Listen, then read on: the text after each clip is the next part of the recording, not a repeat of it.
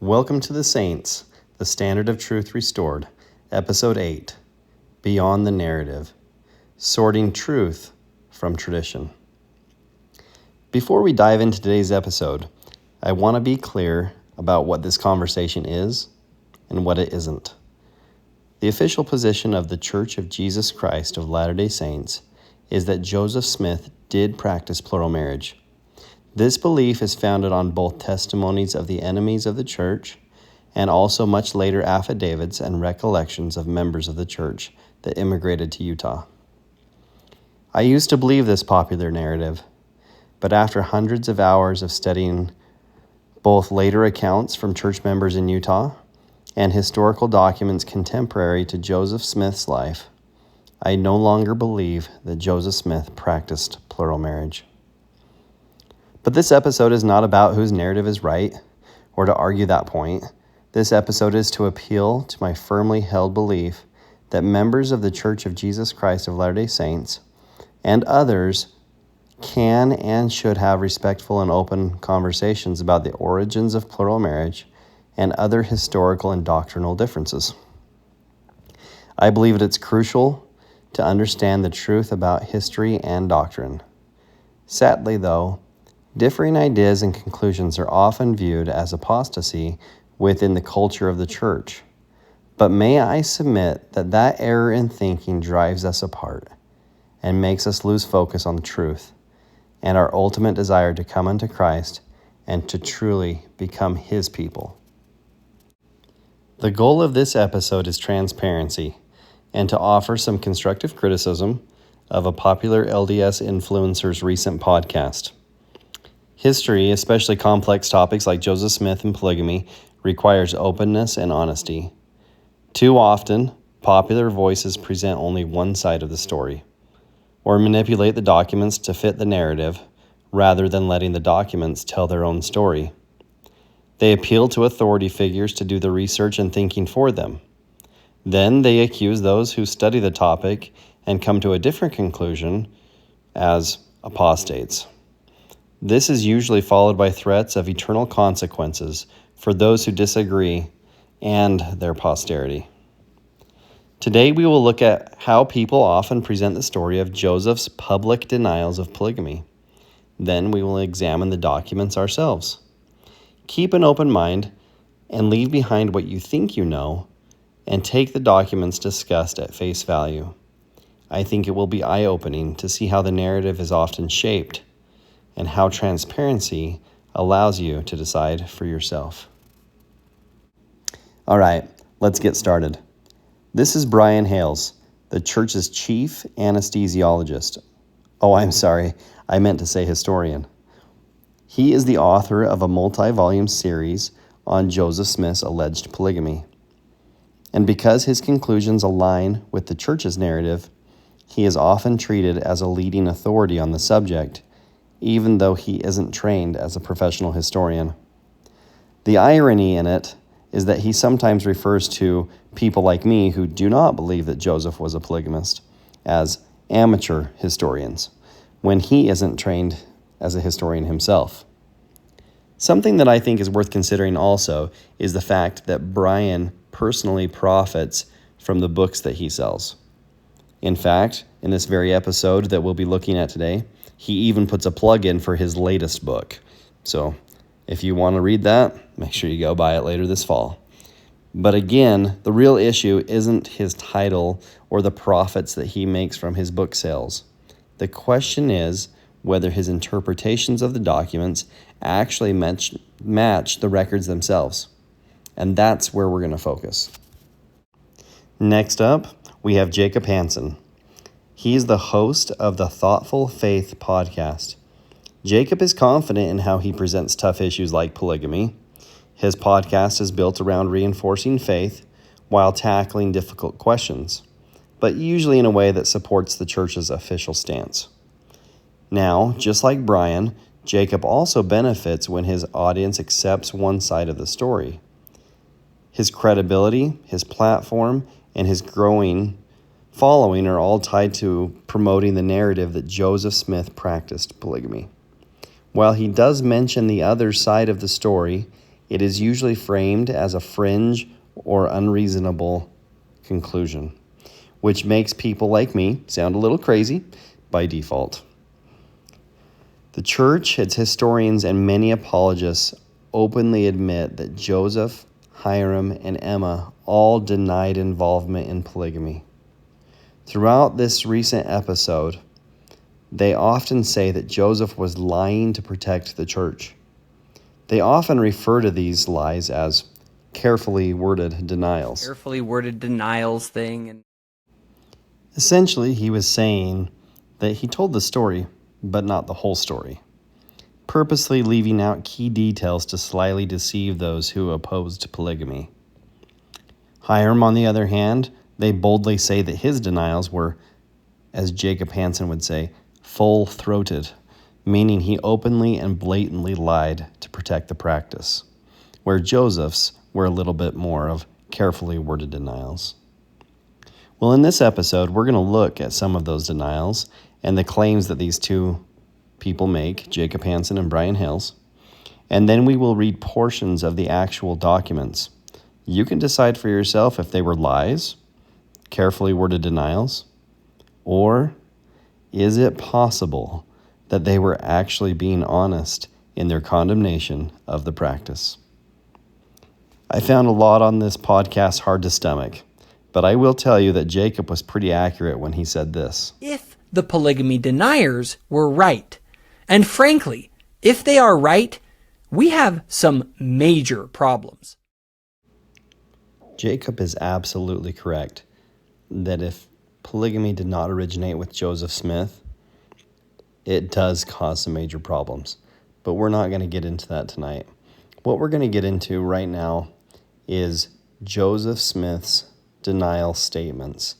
These are contemporary to his life, and Jacob kind of attacks these here and says that they're not very strong denials, maybe carefully worded denials, but they're not very strong. I want to go through each of his points, and then let's go to the document, and let's just see if you think that it is a strong denial or not. And P.S., on a side note, this does not include Hiram's or Emma's denials, just Joseph's. So first of all, we have the 1835 Doctrine and Covenants, which in my mind, it says, that basically says we're not doing polygamy, monogamy is the norm. And I'm sort of like, yeah, monogamy is the norm. Like, the question is did Joseph make any exceptions to this norm by revelation and commandment, or was that the norm? So I never found that one that appealing, that just because the 1835 Doctrine and Covenants said that monogamy is the norm, it's like, yeah, monogamy is the norm. Okay, so let's see what the 1835 edition of the Doctrine and Covenants actually says on marriage. It actually has a whole section here on marriage, as well as the 1844 edition of the Doctrine and Covenants contained this same section on marriage. Let's go down and read. There's a lot of great things in here. I encourage you to read the whole thing, but for the sake of time, we're going to jump right to it here. All legal contracts of marriage made before a person is baptized into this church should be held sacred and fulfilled.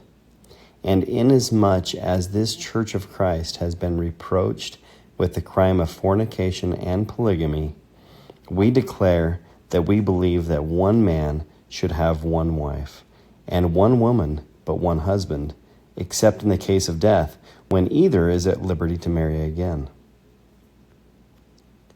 That doesn't sound like a carefully worded denial to me, but you can decide. People like Brian Hales like to say that there's a special loophole, as Karen Hyatt would say. Definitely tell you to go watch her video. She covers these things in depth. It's Woe unto you, scribes and Pharisees. She does a great job explaining all this. But the loophole they say is, it says that one man should have one wife and one woman but one husband. They say that changes the meaning of it. Thankfully, it was clarified later on. Here we can see in the Millennial Star in 1844 these words, "We declare that we believe that one man should have but one wife, and one woman but one husband, except in the case of death, when either is at liberty to marry again." So it was clarified in 1844 that this was not a loophole. Again, they were asked, the May 1838, there was that question that was asked directly about the church, and he basically says, no, we're monogamists. And again, monogamy is the norm. Okay, so Jacob Hansen says that, oh, well, these questions that Joseph came up with and answered, he just says that monogamy is the norm. But is that true? Let's investigate. So we're here on the Joseph Smith Papers Project website, and Joseph Smith was traveling from Kirtland, Ohio to far west Missouri in 1837, and he was asked all sorts of questions in public meetings while traveling by people who were not members of the church. So he made a list of about 20 questions in the Elder's Journal in 1837, and in 1838 he actually published the questions with the answers. And so if we go to question 7, do the Mormons believe in having more wives than one? Answer, no, not at the same time. Okay, so Jacob Hansen says, this doesn't really show that it's a denial. It just shows that no, monogamy is the norm. I don't see that anywhere in there. He's very specific and says, no, not at the same time. But just for the sake of it, let's keep reading because I think we're going to find this interesting. So no, not at the same time, but they believe that if their companion dies, they have a right to marry again. So that's just like the Doctrine and Covenants 1835, 1844 said. But this is interesting. But we do disapprove of the custom which has gained acceptance in the world and been practiced among us to our great mortification of marrying in 5 or 6 weeks, or even 2 or 3 months after the death of their companion. We believe that due respect ought to be had to the memory of the dead and to the feelings of both friends and children. Okay, this is overlooked so much. So what he's saying is, when your spouse dies, you should not marry again very quickly because respect should be had for the dead, friends and family, and the children. So why would it be okay? He already says specifically you can't marry more than one person at the same time. But why would it be okay to do that if this is a carefully worded denial when he literally says we should give time when people die? But if he was carefully wording denial this, he was saying, you know, if they die, you should give respect. But if your spouse is still living, it's okay. I just don't see it, but maybe you do. I'll let you decide. The March 1842 Relief Society letter, some people bring that up with a condemnation, as if it were a condemnation, but they don't realize that in an original draft of that letter, my understanding is that Joseph says, yes, we're against polygamy, and he says we don't want to go against the... actually, I have the document. Let me pull it up here, because this one says right here, the letter says the following. It says, we don't want anybody to believe, he's condemning, responding to spiritual wifery, to the John Bennett situation. And it says, we don't want anybody to do, anything outside of monogamy unless it be by a message delivered to you by our own mouth by actual revelation and commandment. If you don't think that's there, you can go to the Joseph Smith Papers, and there it is, right? So it's in the letter. So again, I'm not finding that one to be overly strong. All right, once again, let's go back to the Joseph Smith Papers to unpack this. What Jacob Hansen is talking about right here is a letter that was written to Emma Smith in the Relief Society, March 31st, 1842. In this letter, Joseph describes how people were using his name to commit iniquities. And they'd say, it's okay because Joseph said we could do this. Specifically, it started with John C. Bennett, who was a physician in Nauvoo. He actually had a wife and children elsewhere that was not known to many people. If you read the documents, there was some people who are aware of it. But then if you go to some Times and Seasons from this very time period in 1842, the Times and Seasons newspaper also mentions that John C. Bennett was using Joseph's name to seduce women. He wasn't the only one. The Times and Seasons also alludes to other men doing it. But they needed to get a handle on it, and so they wrote this letter to the Relief Society. Interestingly enough, this letter was actually recorded by Willard Richards. It's in his handwriting. The church does have it today, but Willard Richards was the person who penned it. It is important to note that this official document that Jacob Hansen is quoting here does not have the signature of Joseph Smith on it. So that's something important to consider, especially where Willard Richards later on, after Joseph's death and in the 1850s, was involved in rewriting and revising the history of Joseph Smith, making a lot of changes to the history. So we have to take that into consideration. We'll probably talk about that a little bit more in a minute, but let's unpack this. It's kind of interesting. Let's go down to some footnotes. As you read this letter, here, footnote number 4, we have two versions of this. We have what's supposed to be an early draft or the original copy that Brian and Jacob are talking about right here. But there's also the version that is copied into the Relief Society Minute Book. Interestingly enough, it says that it omits this phrase, unless it be by a message delivered to you by our own mouth, by actual revelation and commandment. So it's interesting that Eliza Snow, when she recorded it in the Relief Society Minute Book, it does not say this phrase, unless it be by message delivered to you by our own mouth or by actual revelation. That'd be a pretty important thing for Eliza to write, especially where she was a supposed wife of the prophet Joseph Smith at this time. Now let's head on over to the actual Relief Society Minute Book, and we'll take a look at that. Okay, so here we have the Relief Society Minute Book, kept by Eliza R. Snow at this time. Now let's read some of this. Like I said, we already know that it omits that phrase. But let's see if this is a carefully worded denial or not very strong, as Jacob would say. It's not a very strong denial. Let's start right here in the middle.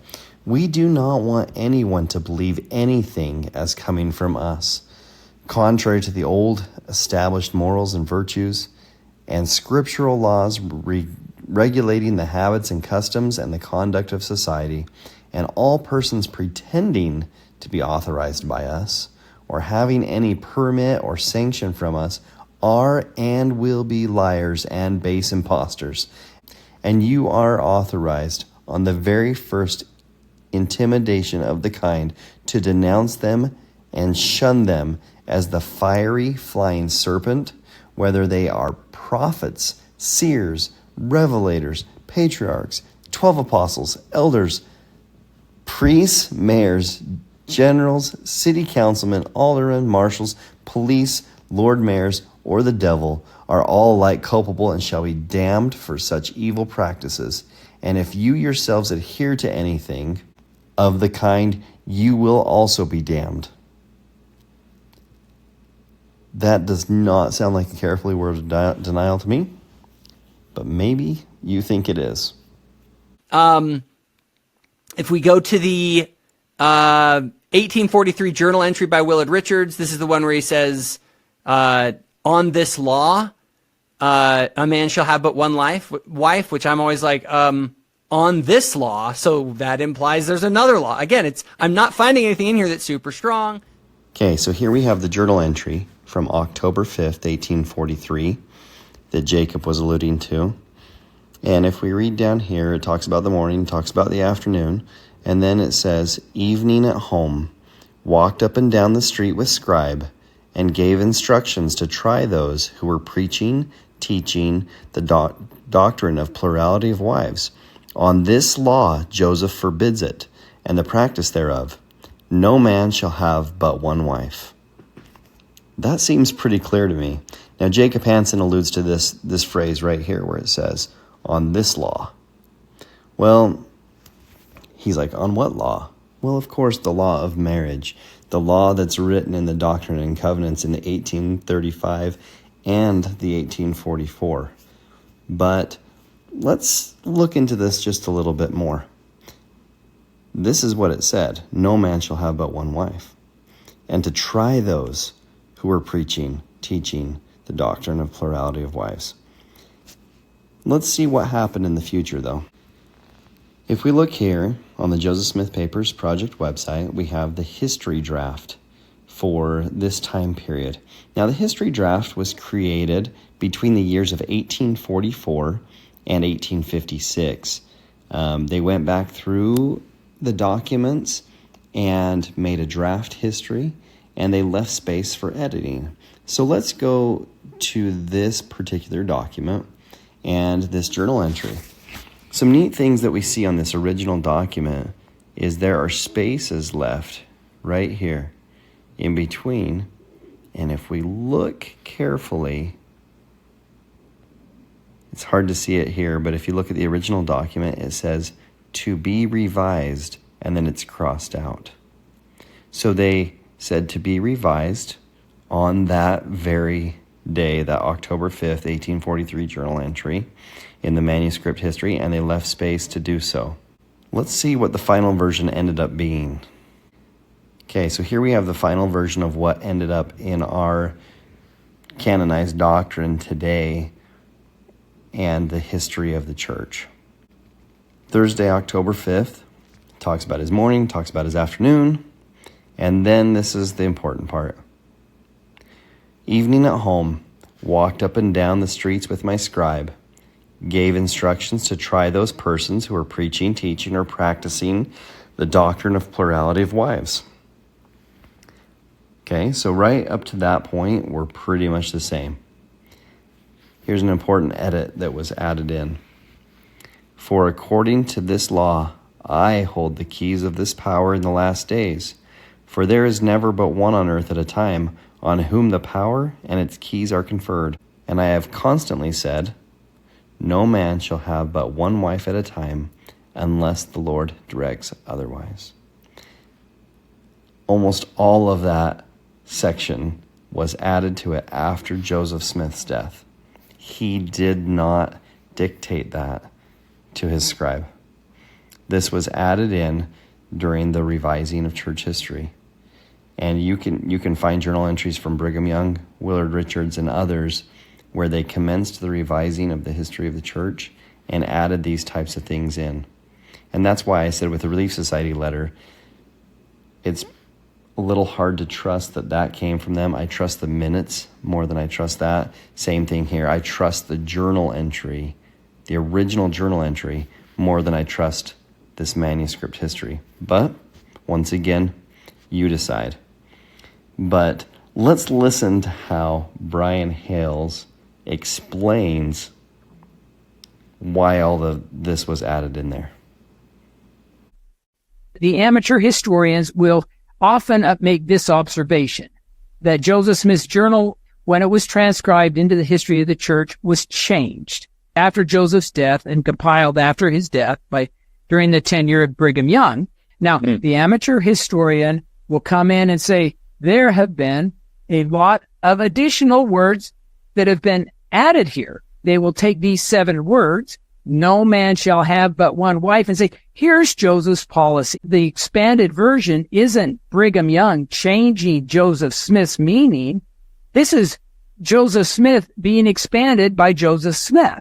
And so what we find is if we use amateur historian techniques, we come away deceived.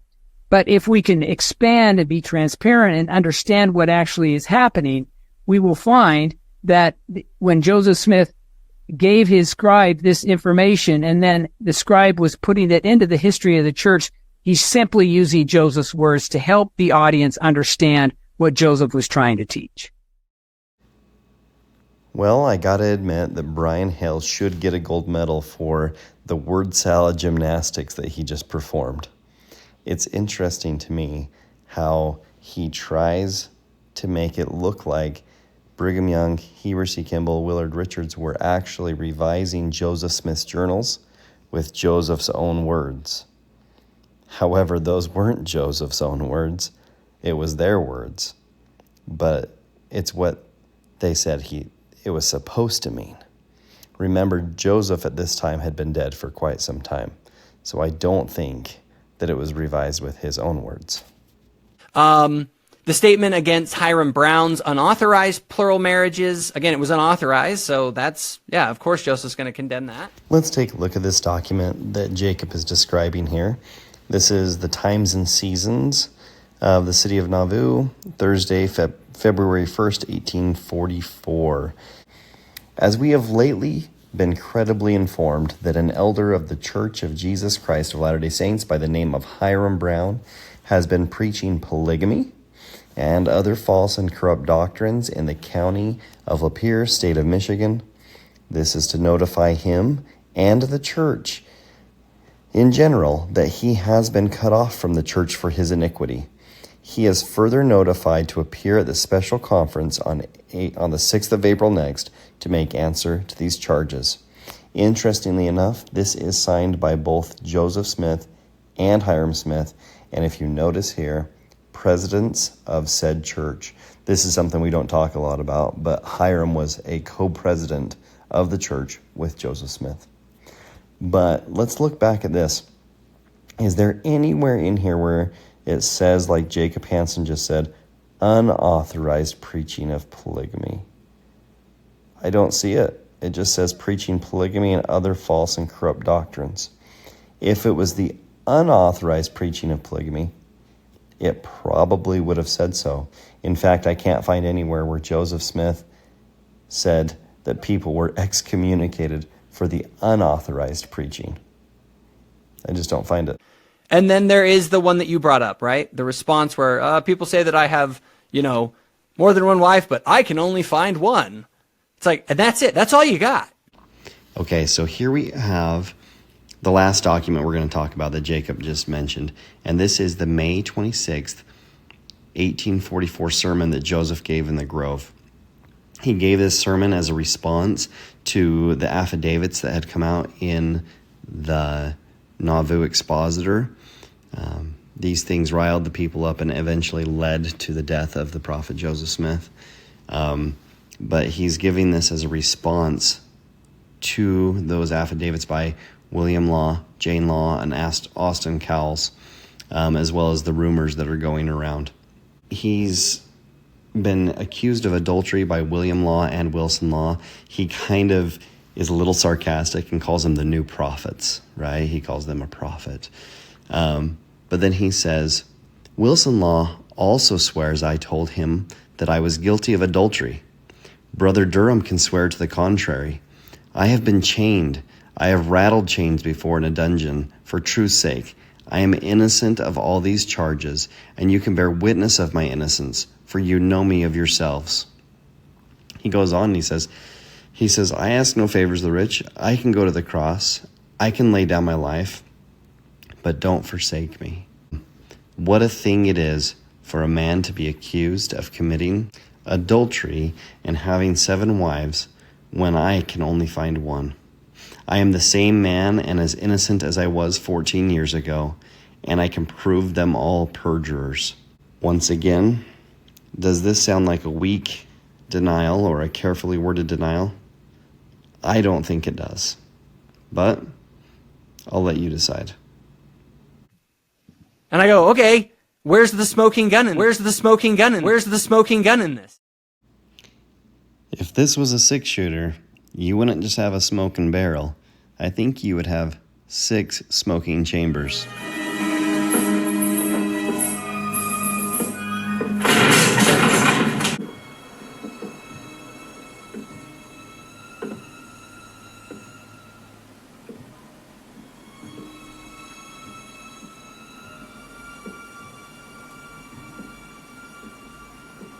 Hey.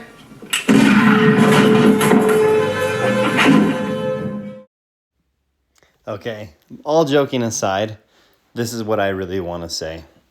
Is obviously I have a different opinion and conclusion of these documents based on my own research and my own personal beliefs.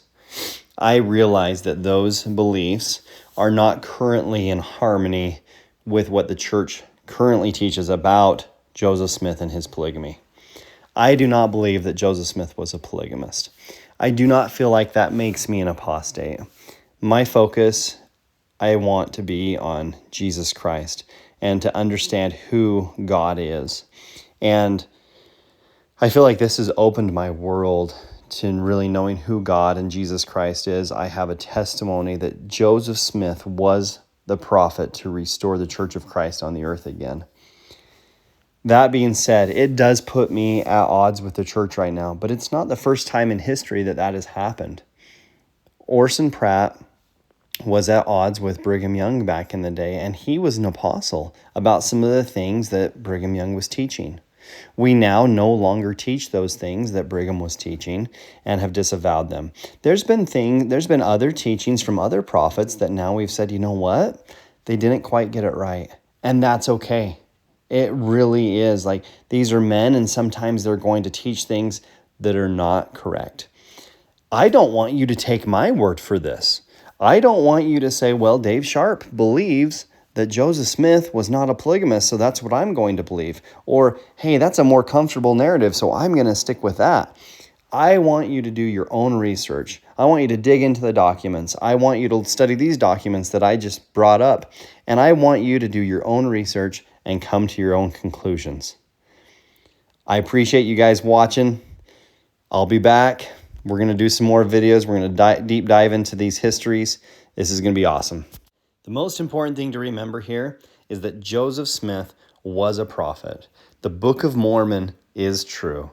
And Jesus is our Savior. And He is the only way.